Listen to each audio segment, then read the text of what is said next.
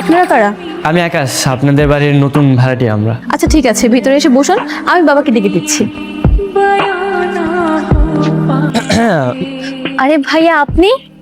হ্যাঁ, আসলে একটু ছাদে আসলাম। ভাবিকে নিয়ে আসলেন না? ভাবি কোথায়?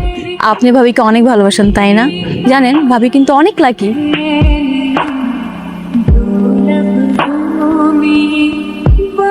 এই ঋতু আসতেছে, তাড়াতাড়ি শাড়ি পর শাড়ি বের কর। এত তাড়াতাড়ি এই জায়গায় কিভাবে সম্ভব? আরে বাবা, কিছু একটা কর, দেখ চলে আসছে ফাস্ট। আপনি এখানে? অফিস কি ছুটি হয়ে গেল নাকি? না, ওই তো বাসায় যাচ্ছিলাম। কিন্তু ওনাকে চেনা চেনা মনে হচ্ছে। উনি তো একদম দেখতে ভাবির মতো। হ্যাঁ, ভাবির মতো হবে না কেন? ও তো আমার বউয়ের ছোট ভাই। ও আচ্ছা, তার মানে আপনার শালা। ঠিক আছে, আমি তাহলে আজকে যাই। ওকে, আমিও বাসায় যাচ্ছি, চলেন না আপনাকে নামাই দিয়ে আসি। আমার তো বাইক আছে। আমি আর আপনি বাইকে করে যাব। উনি যাবে না? না, ও যাবে না, ও বাসায় চলে যাবে। এই কফি দাও। আরে নে খা। আর বাসায় আমার একটা সালাম জানাস, ঠিক আছে? কি হলো, বাইক থামালেন কেন? কোনো প্রবলেম হয়েছে? আপনাকে যে কিভাবে বলবো, আমি না একদমই মানসিক অশান্তিতে আছি। আমি বাড়িতে একদমই শান্তিতে নেই। আমার জানা মতে তো ভাবি খুব ভালো একটা মেয়ে। ওরা আমাকে প্রথম থেকে একদম ঠকিয়েছে, আর আমার সাথে যা বলেছে সব মিথ্যা বলেছে। ঠকিয়েছে কেন? আপনি বিয়ের আগে জানতেন না যে ভাবি বোবা? একদমই জানতাম না। কাজে আমাকে বলেছে অনেক সুন্দর মেয়ে, সুন্দর গান গাইতে পারে, নাচতে পারে, কিন্তু কিচ্ছু না। দেখুন, আপনি মন খারাপ করবেন না। কি করবেন বলেন? বিয়ে তো হয়ে গিয়েছে। তোমার মতো ভালো করে পেলে না আমার জীবনটা ধন্য হয়ে যেত। হয়ে আছে না যে ভালো ছেলেদের কপালে ভালো মেয়ে জোটে না, আবার ভালো মেয়েদের কপালে ভালো ছেলে জোটে না।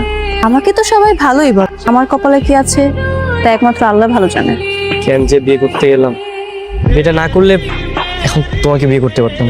মানে চলো না, আমরা কাজ করি, আমরা দুজনকে ভালোবাসি, তুমি আমাকে আর আমি তোমাকে।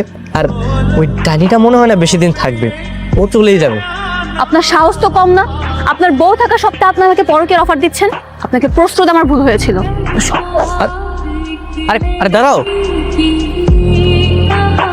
আচ্ছা, আমরা এদিকে যাচ্ছি কেন? ভাবি কি এদিকে আসে?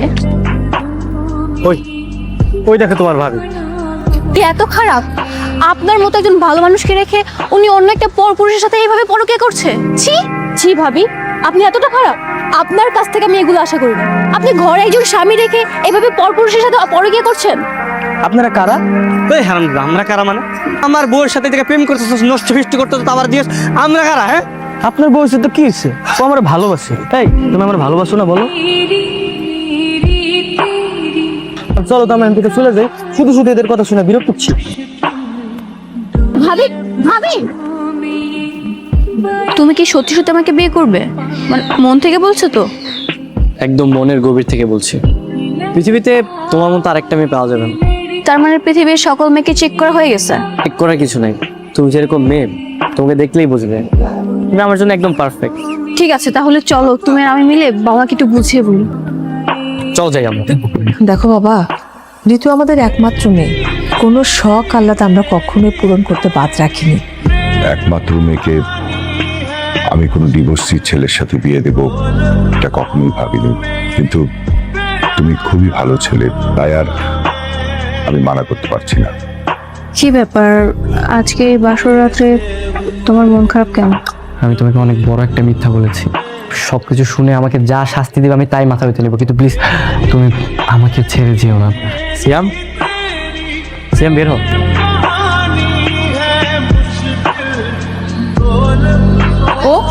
ও এখানে কেন? তার মানে তুমি আমাকে মিথ্যে বলে আমাকে বিয়ে করেছো? ওর সাথে তোমার ডিভোর্স হয়নি? একসাথে কয়টা বউয়ের সাথে তুমি বাসর করবা? হ্যাঁ আচ্ছা, তুমি একটু শান্ত হও, একটু কথা আসতে বলো। সিয়াম আমার ফ্রেন্ড, এগুলো সব খুল। আসলে আমরা দুজনই ব্যাচেলার।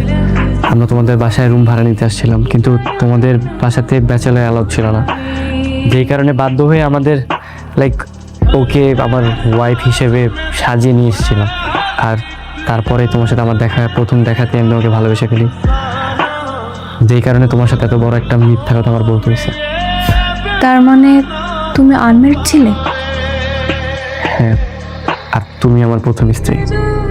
আসলে ভাবি, আমার বন্ধু প্রথম দেখাতে আপনাকে পছন্দ করেছিল, তবে আপনি মিথ্যা কথা পছন্দ করেন না বিদায় সে আপনাকে বলার সাহস করে। জীবনে এই প্রথম কোনো মিথ্যা কথা আমার এত ভালো লাগলো।